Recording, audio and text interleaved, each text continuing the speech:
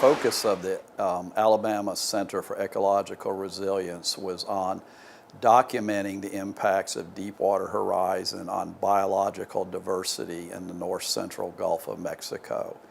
And we know very little about the importance of biological diversity in determining the resilience of our coastal ecosystems in what is known as the Fertile Crescent. Biological diversity provides us with opportunities to recover rapidly from events like Hurricane Katrina, Deepwater Horizon, or even the dead zone in Louisiana.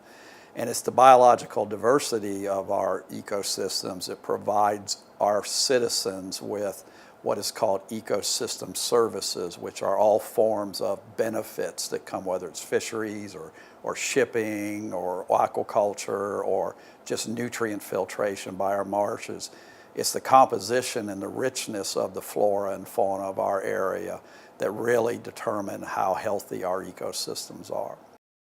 Well, we've learned a lot about biological diversity in a way that hasn't been done in the country, and that is because we're working from the microbes all the way up to the sharks, the apex predators of our region.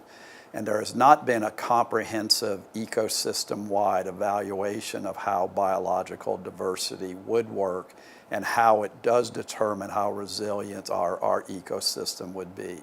And so we're still completing a number of studies, and we're getting ready to enter into the modeling phase of our efforts. But when this comes out, it'll be one of the most comprehensive tests of this theory of biological diversity that's been conducted to date. Well, again, it will be about determining the resiliency of coastal ecosystems. And our area is one of the remarkably rich ecosystems in the country. As you know, Ed Wilson comes from our area, the father of biodiversity. Mobile-Tensaw Delta is just extraordinary.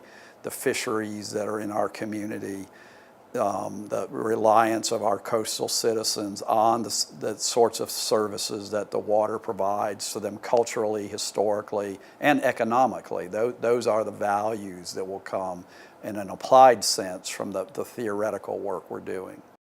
Well, one of the big questions will be, what is the appropriate scale upon which you would do assessments of damages, like the Deepwater Horizon? For example, in Mobile Bay, the Mobile County area, within weeks of the Deepwater Horizon event, because we were out sampling and trying to establish a baseline, we discovered that the fishes and crabs and shrimps of our areas literally tripled in numbers.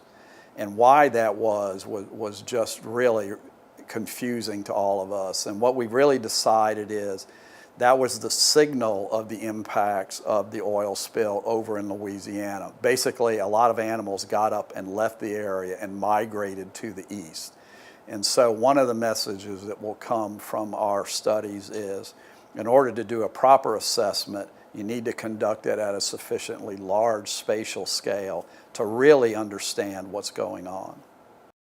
You know, one of the things that stood out to me prior to the Deepwater Horizon event was how little attention the Gulf of Mexico got on the national scale.